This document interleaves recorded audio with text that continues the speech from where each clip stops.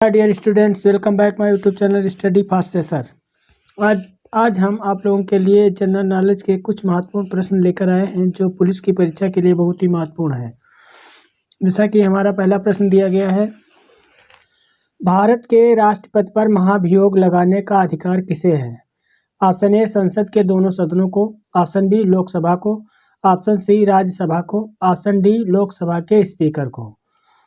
तो भारत के राष्ट्रपति पर महाभियोग लगाने का अधिकार संसद के दोनों सदनों को होता है। तो हमारा ऑप्शन ए सही है। ऑप्शन ए, राष्ट्रपति पर महाभियोग केवल संविधान के अतिक्रमण के आधार पर लगाया जाता है। अभी तक संसद के द्वारा किसी भी राष्ट्रपति के ऊपर कोई भी महाभियोग का प्रस्ताव नहीं लगाया गया है। तो हमारा ऑप्शन ए सही है। अगला प्रश्न है, लोकसभा और राज्यसभा की संयुक्त बैठक की अध्यक्षता कौन करता है? ऑप्शन ए भारत का राष्ट्रपति, ऑप्शन बी भारत का उपराष्ट्रपति, ऑप्शन सी लोकसभा का अध्यक्ष, ऑप्शन डी प्रधानमंत्री। लोकसभा और राज्यसभा की संयुक्त बैठक की अध्यक्षता लोकसभा का अध्यक्ष करता है। तो ऑप्शन सी सही है। ऑप्शन सी सही है। लोकसभा और राज्यसभा की संयुक्त बैठक लोकसभा का अध्यक्ष करता है। संविधान में एक अनुच्छेद दिया गया है 108, जिसमें दोनों सदनों की संयुक्त बैठक का प्रावधान है। जब कोई भी विधेयक तभी पारित होता है, यानी कोई भी विधेयक तब अधिनियम बनता है जब लोकसभा और राज्यसभा के द्वारा पारित किया जाए। जब लोकसभा और राज्यसभा किसी विधेयक पर सहमत नहीं होते हैं, तो ऐसे समय में क्या होता है कि इनकी संयुक्त बैठक बुलाई जाती है। ऑप्शन सी सही है। अगला क्वेश्चन है, गोत्र शब्द का प्रयोग सर्वप्रथम हुआ था। ऑप्शन ए अथर्ववेद में, ऑप्शन बी ऋग्वेद में, ऑप्शन सी सामवेद में, ऑप्शन डी यजुर्वेद में। गोत्र शब्द का प्रयोग सर्वप्रथम ऋग्वेद में हुआ था। तो ऑप्शन बी सही है। और अथर्ववेद में गोत्र प्रथा का प्रयोग हुआ है। गोत्र प्रथा के बारे में अथर्ववेद में बताया गया है, उल्लेख किया गया है। लेकिन गोत्र शब्द का सर्वप्रथम प्रयोग ऋग्वेद में हुआ है, इसलिए ऑप्शन बी सही है। अगला प्रश्न है, न्याय दर्शन के प्रवर्तक थे। Option A Gautam, option B Kapil, option C Kanad, option D Jaimini. Jaimini Purva Mimamsa दर्शन के प्रवर्तक थे, पूर्व मीमांसा दर्शन के। और कणाद जो थे वैशेषिक दर्शन के प्रवर्तक कणाद थे। और कपिल जो थे ये सांख्य दर्शन के प्रवर्तक थे। तो न्याय दर्शन के प्रवर्तक कौन थे? गौतम। ऑप्शन ए सही है। न्याय दर्शन के प्रवर्तक गौतम थे। अगला प्रश्न है, आगरा नगर की स्थापना की थी। ऑप्शन ए मोहम्मद बिन तुगलक ने, ऑप्शन बी सिकंदर लोदी ने, ऑप्शन सी इल्तुतमिश ने, ऑप्शन डी फिरोज तुगलक ने। तो आगरा नगर की स्थापना 1504 ईस्वी में सिकंदर लोदी ने की थी। किसने की थी? सिकंदर लोदी ने। तो ऑप्शन बी सही है। अगला प्रश्न है, तूतीय हिंद अमीर खुसरो का जन्म कहाँ हुआ था? यानी अमीर खुसरो को तूतीय हिंद कहा जाता था। ऑप्शन ए पट्टी में, ऑप्शन बी पाटली में, ऑप्शन सी पटियाली में, ऑप्शन डी पटियाला में। और जैसा कि हम जानते हैं, तूतीय हिंद अमीर खुसरो का जन्म पटियाली में यानी पश्चिमी उत्तर प्रदेश एटा में हुआ था। और इनका जन्म 1253 ईस्वी में हुआ था। तो कहाँ हुआ था? पटियाली में हुआ था। ऑप्शन सी सही है। बहमनी राज्य की स्थापना किस वर्ष हुई थी? बहमनी राज्य की स्थापना वर्ष 1347 ईस्वी में हुई थी।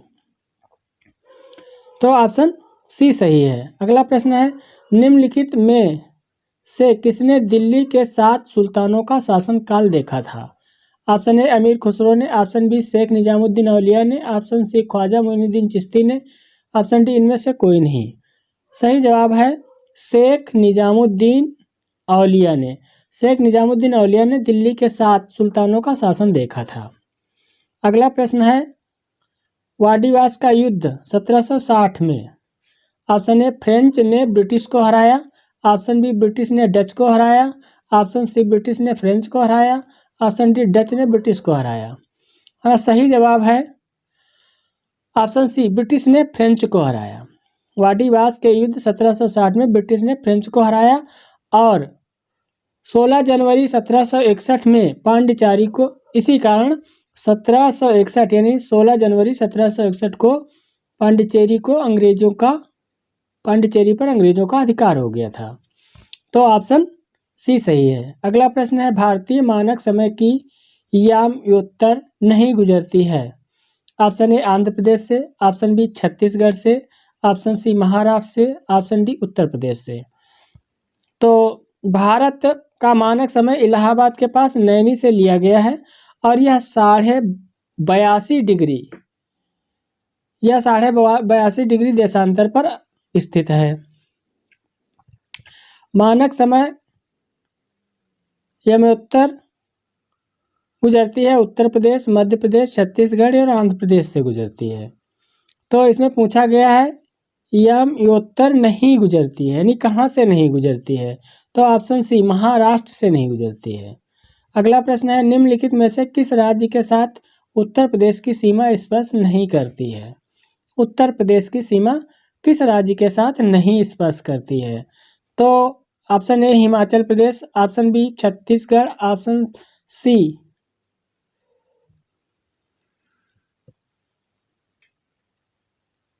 Option A Himachal Pradesh, option B Chhattisgarh, option C Rajasthan, option D Punjab. और इसमें पूछा जा रहा है कि उत्तर प्रदेश की सीमा स्पर्श नहीं करती है, यानी किस राज्य से स्पर्श नहीं करती है। तो ऑप्शन डी सही है, पंजाब से स्पर्श नहीं करती है। जबकि उत्तर प्रदेश की सीमा केंद्र शासित प्रदेश और कुल मिला के 9 राज्य और केंद्र शासित प्रदेशों से मिलती है, को स्पर्श करती है, लेकिन पंजाब को स्पर्श नहीं करती। अगला प्रश्न है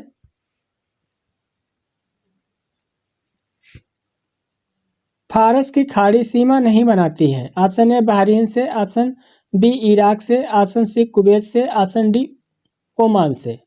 तो फारस की खाड़ी सीमा नहीं बनाती है, यानी किस देश से सीमा नहीं बनाती है। तो ओमान से सीमा नहीं बनाती है, बल्कि बहरीन, इराक, कुवैत सभी फारस खाड़ी के तटीय देश हैं।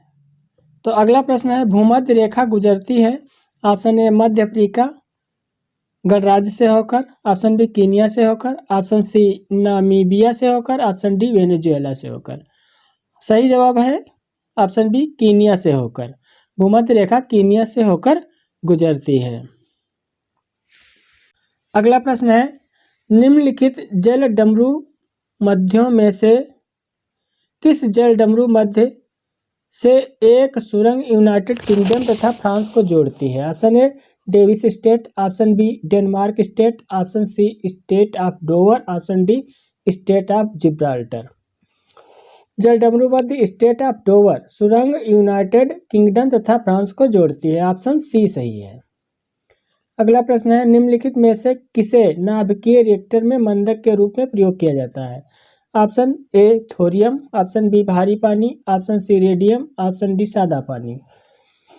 नाभिकीय रिएक्टर में मंदक के रूप में भारी पानी का प्रयोग किया जाता है। तो ऑप्शन बी सही है। अगला प्रश्न है, 1 माइक्रोन लंबाई प्रदर्शित करता है। ऑप्शन ए 10⁻⁻6 सेंटीमीटर की, ऑप्शन बी 10⁻⁻4 सेंटीमीटर की, ऑप्शन सी 1 मिमी की, ऑप्शन डी 1 मीटर की। जैसा कि हम जानते हैं माइक्रोन की लंबाई 10⁻⁻6 सेंटीमीटर के स्थान पर मीटर की होती है। तो ऑप्शन ए गलत है, 10⁻⁻4 सेंटीमीटर की होती है। सही है, ऑप्शन बी सही है, यानी सेंटीमीटर में 10⁻4 होता है और वैसे 10⁻⁻6 मीटर होता है।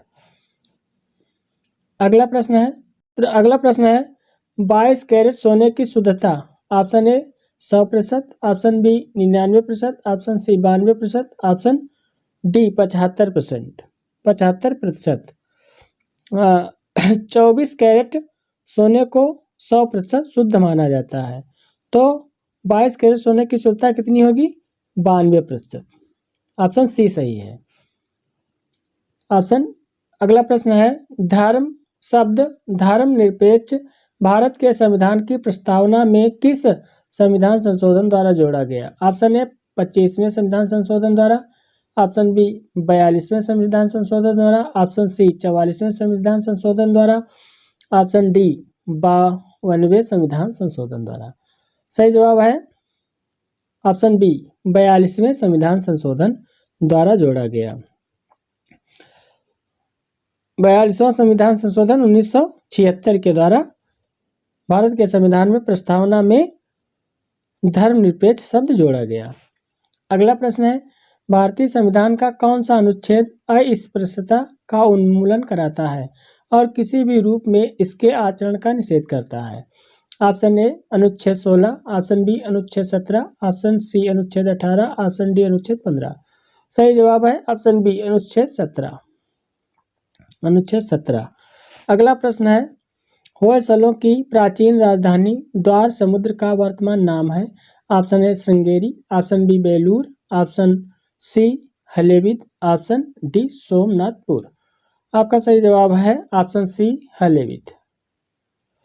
अगला प्रश्न है, महाबलीपुरम में रथ मंदिरों का निर्माण कराया था? ऑप्शन ए चोलों द्वारा, ऑप्शन बी पल्लवों द्वारा, ऑप्शन सी चेदियों द्वारा, ऑप्शन डी चालुक्यों द्वारा। सही जवाब है ऑप्शन बी पल्लवों द्वारा। महाबलीपुरम में रथ मंदिरों का निर्माण पल्लवों द्वारा कराया गया था। अगला प्रश्न है, औरंगजेब ने दक्षिण में किन दो राज्यों को विजित किया?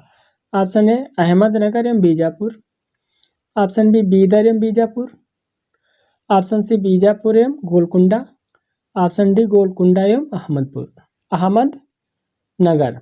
आपका सही जवाब है ऑप्शन सी बीजापुर एवं गोलकुंडा।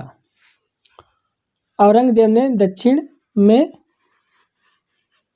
दक्षिण में बीजापुर एवं गोलकुंडा को विजित किया था। अगला प्रश्न ऑप्शन सी सही है। अगला प्रश्न दिल्ली से दौलताबाद राजधानी के स्थानांतरण का आदेश किसने दिया था? ऑप्शन ए सुल्तान फिरोज तुगलक ने, ऑप्शन बी सुल्तान गयासुद्दीन तुगलक ने, ऑप्शन सी सुल्तान मुबारक ने, ऑप्शन डी सुल्तान मोहम्मद बिन तुगलक। दिल्ली से दौलताबाद राजधानी के स्थानांतरण का आदेश सुल्तान मोहम्मद बिन तुगलक ने दिया था। ऑप्शन डी सही है। अगला प्रश्न है, एटम में न्यूट्रॉन की खोज किसने की थी? ऑप्शन ए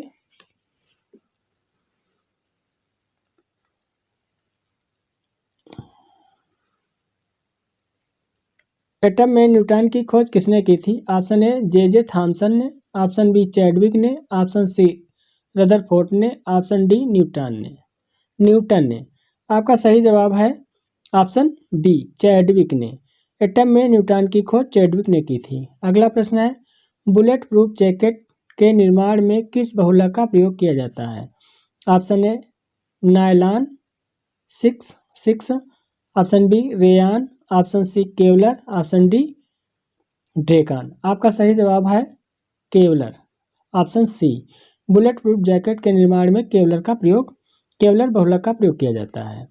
अगला प्रश्न है, फलों को कृत्रिम तरीके से पकाने वाली गैस है? Option A ether, option B ammonia, option C स्टीलिन, ऑप्शन डी एथिलीन। आपका सही जवाब है ऑप्शन सी एसिटिलीन। एसिटिलीन के द्वारा फलों को कृत्रिम तरीके से पकाया जाता है। यदि हमारे द्वारा बताए गए प्रश्न आपको परीक्षा उपयोगी प्रतीत हों तो कृपया लाइक और शेयर अवश्य करें। धन्यवाद।